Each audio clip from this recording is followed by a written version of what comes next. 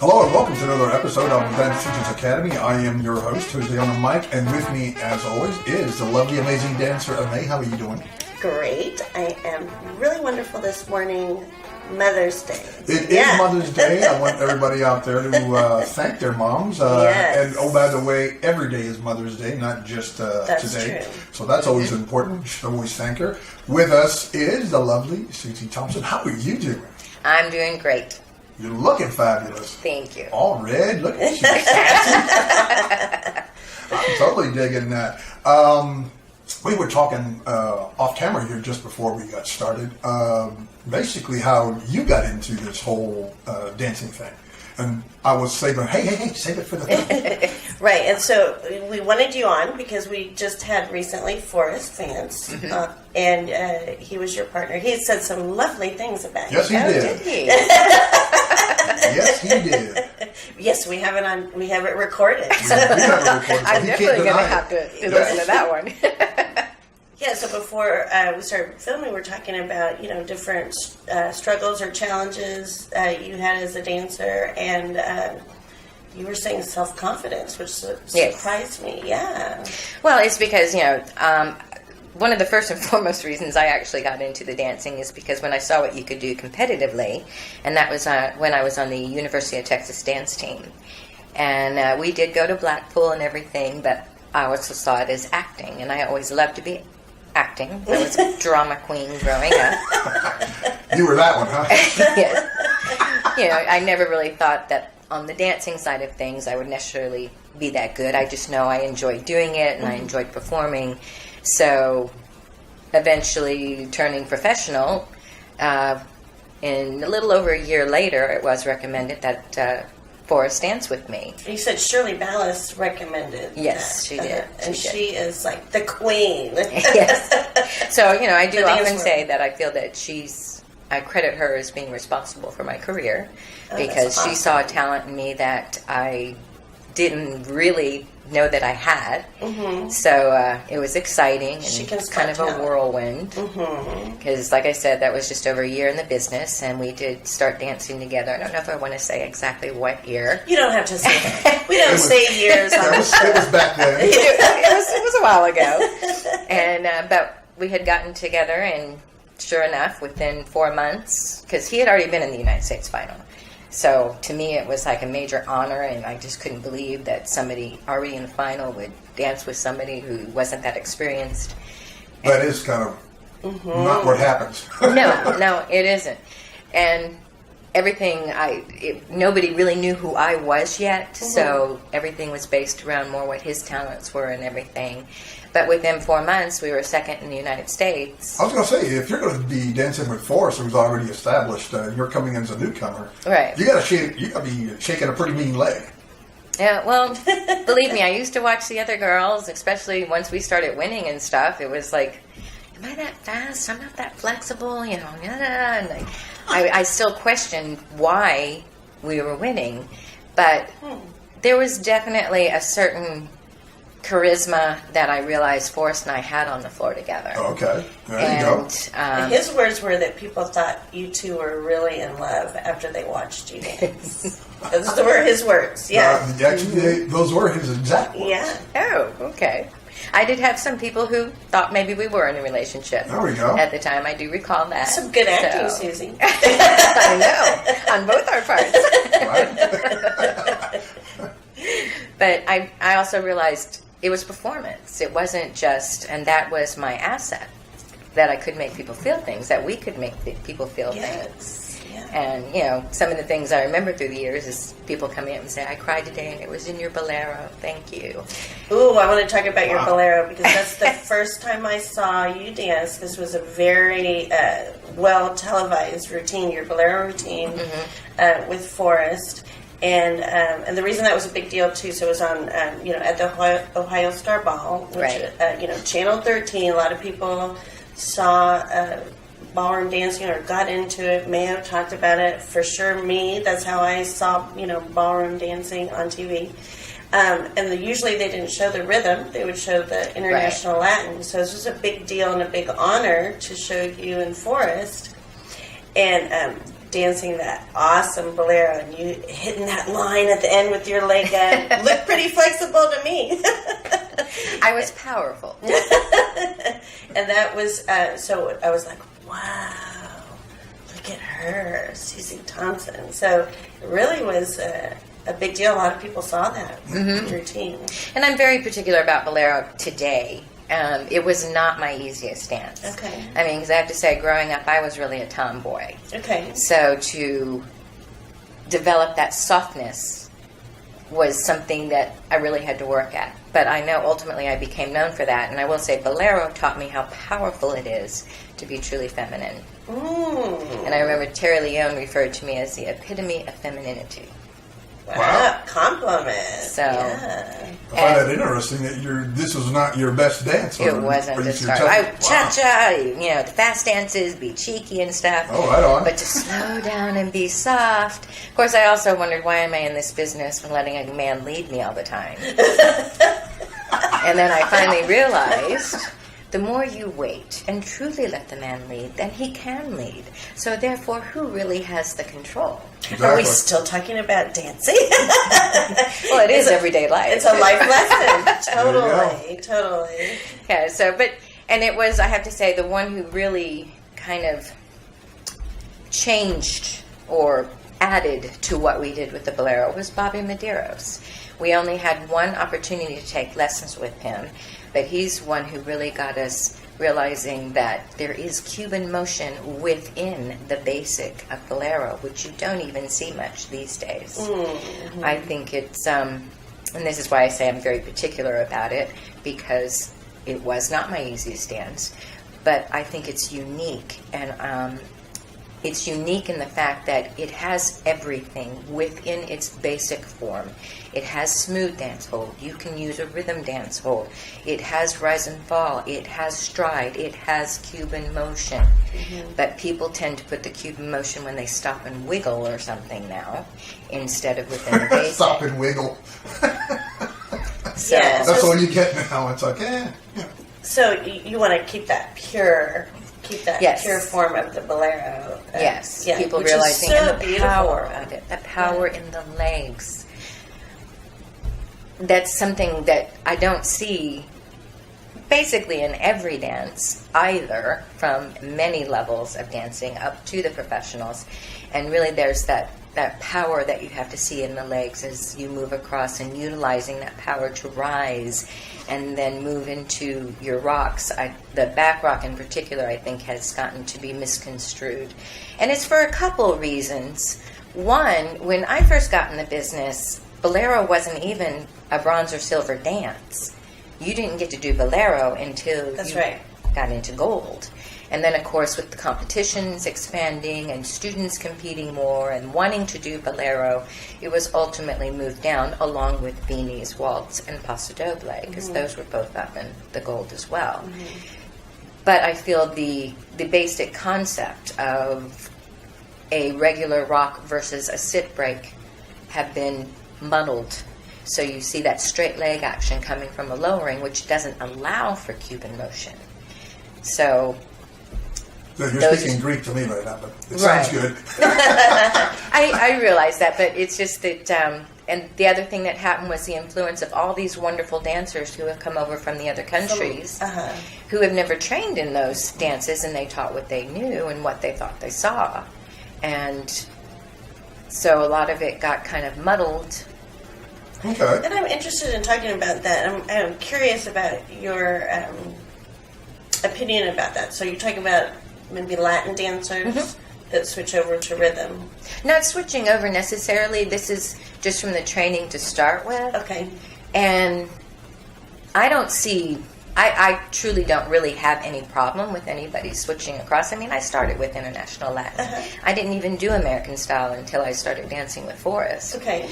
So, and actually we did do International Latin as well. So we did win the Rising Star U.S. Latin that same year that we got second in the American Rhythm. But ultimately we concentrated on the one style. Yeah. So, but...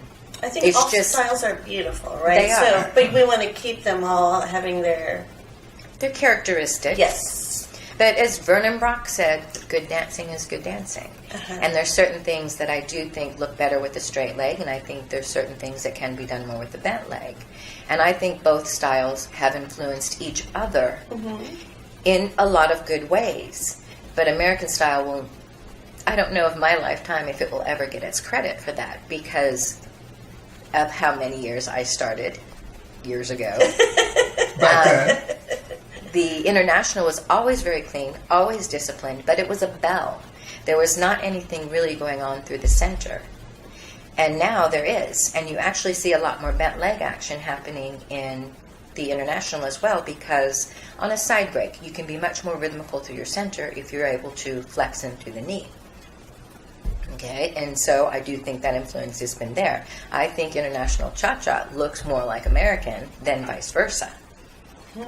So I definitely give that one to the American style. And like I said, I've done both. Yes. So I'm going to start really paying attention now. Well, and it's interesting because I feel like years ago, the American style, American rhythm didn't get as much credit or credibility.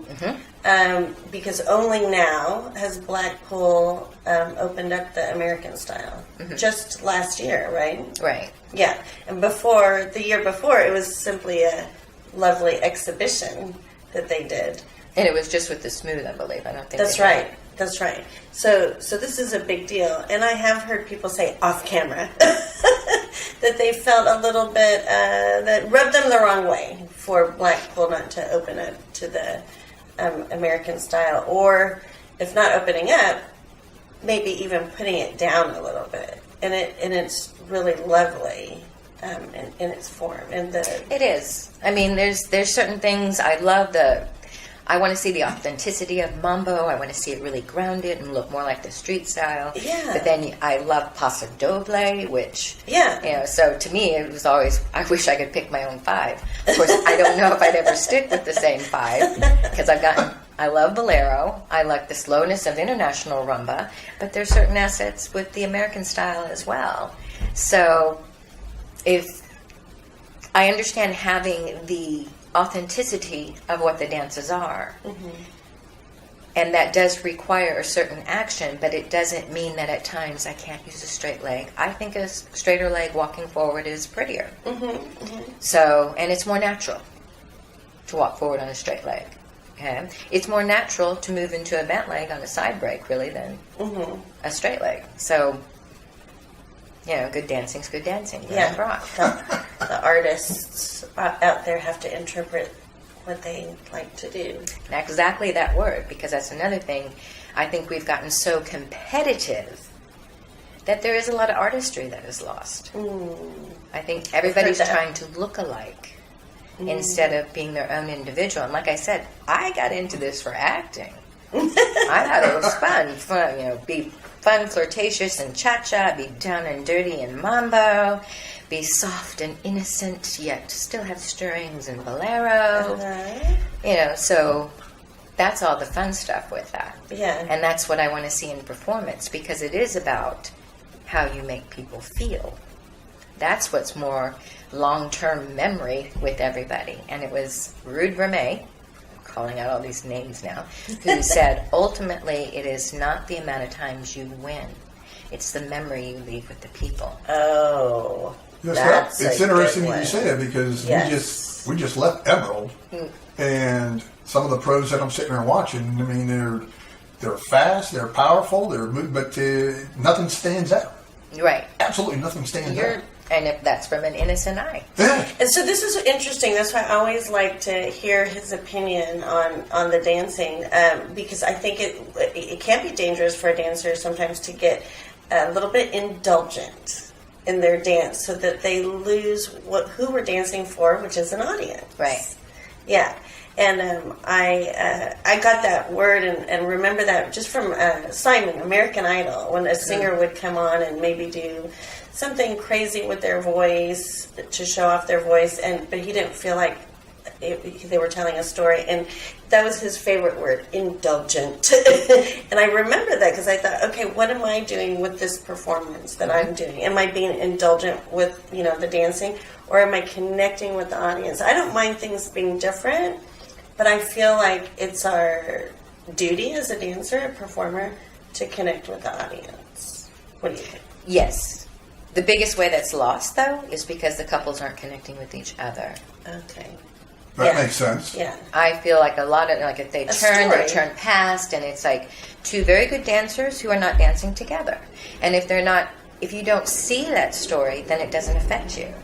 So I think that's what a lot of it is. They are not truly connecting and giving you a feeling of a relationship that's happening here for you to have a response to.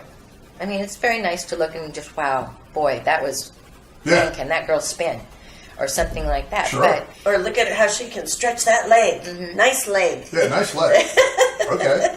It's like, why have this person on your hand if you're not going to Tell a story.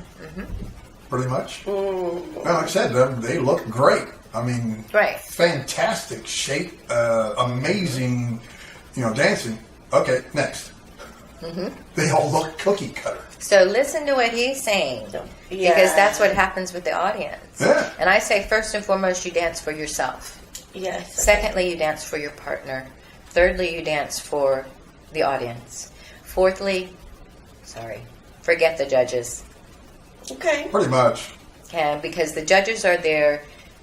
They're not going to smile at you necessarily. And I was just as guilty of that as a lot of competitors are. If you're looking at a judge and they're just kind of looking at you and studying what you're doing, that's what they're doing. They're studying what you're doing. They're not there just to smile and, oh yeah, I'm really enjoying your performance. Because I know I would go, oh my God, they don't like us. I got to do something more. And you don't have to. So that's why I say, forget the judges. Think about why you're there, not why they're there. The audience. That's why ultimately, when I first started, I liked being on the competition more, the floor more, especially as you start getting knowledge, because knowledge is dangerous, than doing a solo, because they weren't going to see everything I might do wrong. On a solo, they will. But then ultimately, I realized with the solo, it's all about how I'm performing. Show dances and stuff, I ended up loving. That was my favorite category to do, because I could just do what I wanted to do to this piece of music that I felt that you selected with my partner, and just perform.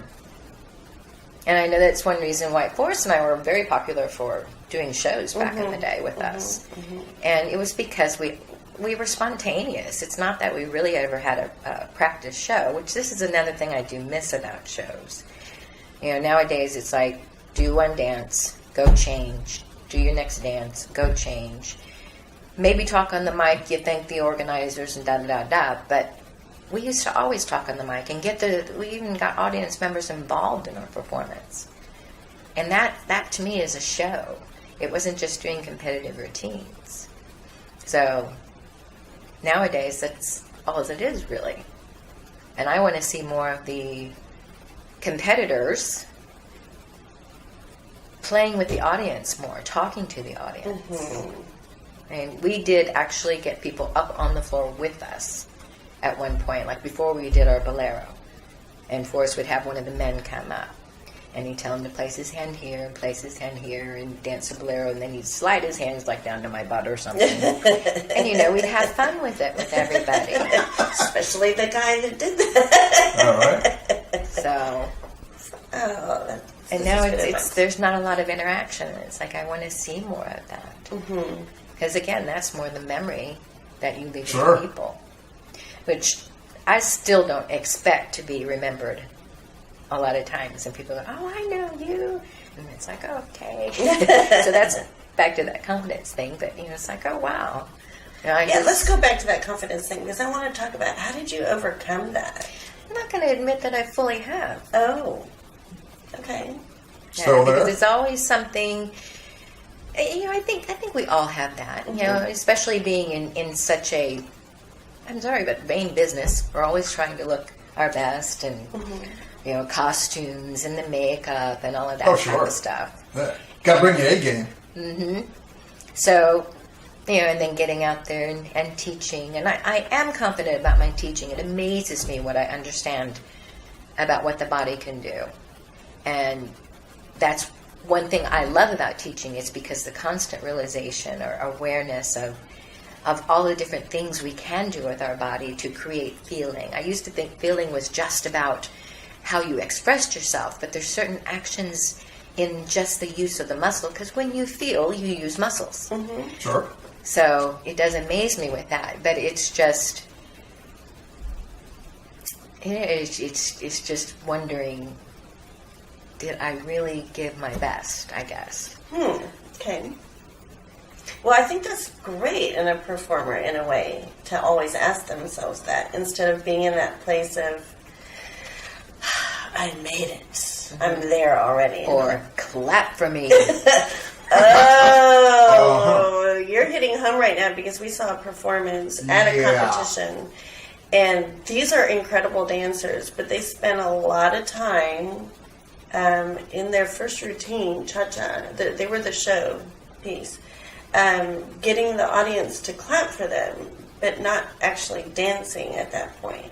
And that bothers me when I go to a concert and the singer wants the audience to sing. And I don't mind that too much, but I didn't come to sing. First of all, I'm not a good singer. So I don't go to a concert to hear myself sing. I want to hear them sing. That's why I pay the money. And I don't mind that a little bit of interaction, especially if it's a favorite song. I feel the same way about dancing. I want to clap for you. I'm there, especially... Make me feel something. Yes, I'm a dancer, and so I'm there, and I'm going to be supporting for sure. But when there was that, it was really gratuitous, right? Like, clap for me. 15 seconds of dancing and then 20 seconds of, hey, clap for me. I'm like... And then kind of using both sides of the audience. And like, it really? was too bad, because this couple is incredible. And I just thought, really? I've been there.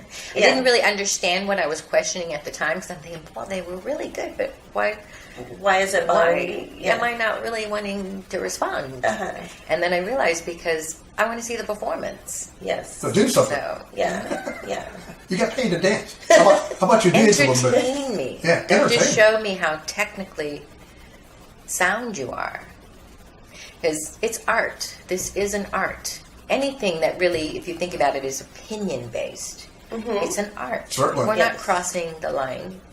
So what is perfect? Suggestive is like what it is. the brushstroke in a painting. It's like, oh, well, I didn't mean to do that, but I like that. Or the different way music is put together. So I want to see some quirkiness at times. Or a lot of times, like, that's it, I want you to do that. And they're like... But I did. No, but it's like, I don't care if it was a mistake. I liked it. Do it. Because I want to see that personality. And I always refer to, and this is, I agreed with what Mayo had said on his about couples being more responsible for their own choreography. I thought that was so interesting. Yes, actually was. Yeah. So, and I do a lot of choreography, but I always tell people, this is an outline. You can play with it however you want, because it's yours. It is you. If you don't do exactly the same thing when I come back, fine. I don't care. All I'm doing is giving you an outline. Because I will say, with the starting of a lot of the couples, they have to find themselves. I mean, it took me a while to really find out who I was on the dance floor and what registered with me and what my assets were. So it's going to be that way with any couple. Pro-am, amateur, professional, it doesn't matter. So, there's a lot of them who need that outline. But that's what it is. Syllabus is just an outline. And the way you dance it can change according to how you feel or how the connection works in the partnership. I remember working on kind of dressing up a crossbody lead for a teacher with her student. And she got wide-eyed and she goes, I don't have to do it exactly like it is on the tape. And I'm like, no. That's just an outline. Good question. It's a good point. Yeah. And at the time, I will say, I was still doing pro-am, and my student would dance against hers, and he always won. I said, why don't you think my student beats you? Because I'm teaching him to dance it, not to do by the book. And I do feel there's 3 basic types of dancers. You have a feeling dancer. They're usually the one that you put on that right piece of music and they're feeling good that day and they can just go to town. But if they don't like the piece of music it shows, you can tell if they got in an argument with their partner because the feeling's all gone. And then you have a visual dancer, which they can copy what someone's doing and it's feeling good and da-da-da-da-da. And then that copy, the teacher, the coach, whoever is not there the next time they go in and they're like, what did I do? I don't remember. Oh, interesting. Because they copied it. And then you have a book dancer and they're the ones who, well, let me learn all this and then I'll do it. And it's like, no, you gotta go. Can't wait for all the lights to turn green before you head into the city. Yeah. I like that. That's great. That's one of my favorite sayings, especially when people say, well, I'm not ready for competition. How do you know? Yeah. You got to start somewhere. Yeah. Yeah. Best way to learn how to compete is to compete. Right. To get out there, see what they're doing. But ultimately, the best dancer to be is all 3. And that's something I've learned. Like I said, when somebody, the book, it was gibberish to me to read alignments and da-da-da-da, and I'm going, how does this make sense? Of course, and all the amounts of terms and things. And of course, yes, you have to ultimately take those tests. But it was more as I understood what I was feeling and how to create it that I could go back and make sense out of the book. And there's a variety of people you teach, so you have to learn how to teach them in every aspect. Yes. So the more you understand the feeling, the more you understand the visual, the more you understand the technique, then you become more consistent in what you do. So that's why a lot of the coaches say, well, if I knew then what I know now. Right. So For sure. There's a lot of things that work out that way. So, and there is a lot more knowledge now than there used to be. And that's what's incredible. And I realize even some of the things that we were taught in the beginning, what that look was wanted, why it was wanted. But there's more understanding of how it got there. So, I'm all about the muscles. Because to me, the muscles support your skeletal structure. They are within your body to create how you extend an arm, how you give someone a hug. We use muscles. So it's very important, but I also teach it because I want you to keep healthy in the support of your body for as long as possible. I live in South Florida. A lot of retirees. Oh, yeah. So I see what posture can do, but it is the cause and effect of the movement. But for me, like I said, I realized when I feel, I use muscles. So that's how I stretch open my chest. That's how I take my heart away, and I use those muscles. So I'm opening my heart, and I'm taking it away. But it's understanding that contrast, and instead of stand up straight, okay. Well, I break it apart because nobody's the same. We all have. My nemesis was my shoulders up for years. So I had to really learn, and they'd say, shoulders down. Okay, now you're collapsed. My shoulders will be up. When it's really the center back that is actually pulling my shoulders down. My stretching open my chest is actually lifting my chin. Because I hate seeing this. Now you've broken the back of the neckline because somebody said, look up. Right. So, or look left, look right. No, stretch. Okay, So because this is still a joint. And when you're doing that, I feel it because I have been in a car wreck. So, not recently. Yeah, okay. So, All right, And good. you learned that on your own, like along the way, kind of thinking about it, or did you have a really good instructor that pointed it out? I've had lots of good, wonderful coaches through the years. My main supportive coach was always Rufus Dustin. Okay. He's probably the one who kept me believing in myself. But I learned to feel so much from him and what I could tell in a story. He told a story on the floor. Wow, yeah. And I actually used him in a benefit that I had put on years ago after 9/11. I had asked him not to leave after the show, and I said, I have something else to raise money. This is off the subject, I know, but it was fun. It was fun at the time, and I knew a lot of people there didn't necessarily realize who Dustin was because they hadn't actually been within the dance world to know who he was. This was at a ballroom where people just would go and social dance a lot as well. So I told everybody who he was and what he'd done, and I said, but ladies, the one thing I want to really tell you is if you want to feel like a woman more than any time in your life, you will feel that in dancing with Rufus Dustin. I said, so you remember the dollar dance? Well, we're going to do a $5 dance. And I had called him up on the floor. He didn't know this is what I was doing. And there is a long line of ladies who lined up to dance with him, and they paid $5. So we ended up, I think, raising close to around $300 just from everybody dancing with him. But afterwards, like, I see what you mean. They even got his shirt off, too. Wow. That was an extra $5. I love it. That's funny. But he is. I mean, he has such a natural ability in that, and that's the biggest thing I learned from him. And then, of course, there's been Vernon Brock, fabulous man, such a caring, giving, creative man. He was actually my very first coach. And then he actually asked Dustin to take over some of his couples because he had gotten sick and was going through a lot of cancer treatments and stuff. But he was a wonderful man. And just so many through the years. Glennis D, she could explain something and not really have to show me to make it make sense. Wow. So it's not any one person, it's collaborative. Yes. And then I think through teaching, and I've always been the type that really wanted to find the answer, not just do it. Mm-hmm. So I would never say just do it.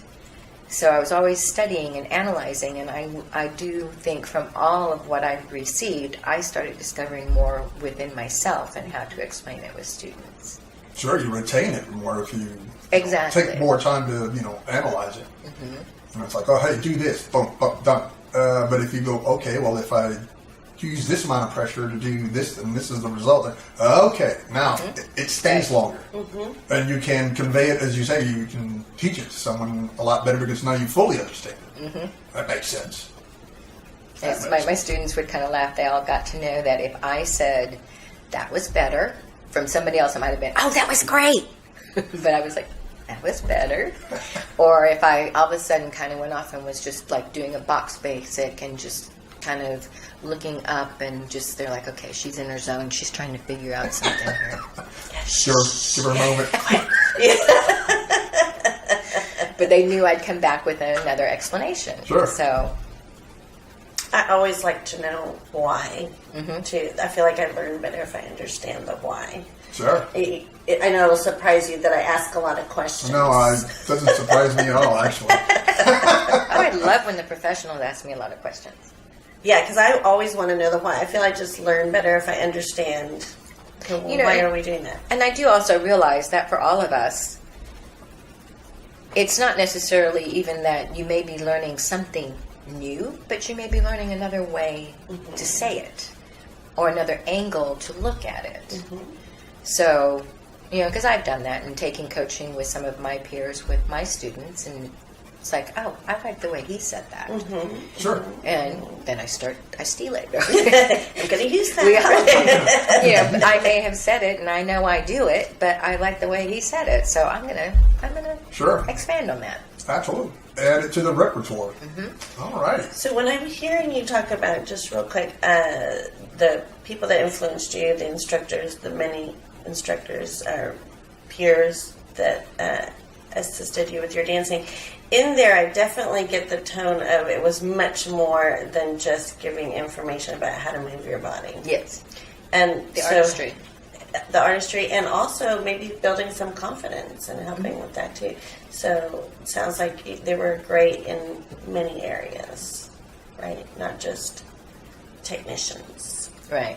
Yeah, 2 weeks before Forrest and I won our first United States championship, I was asked I stopped to ask something about my foot position when we had Dustin in for coaching.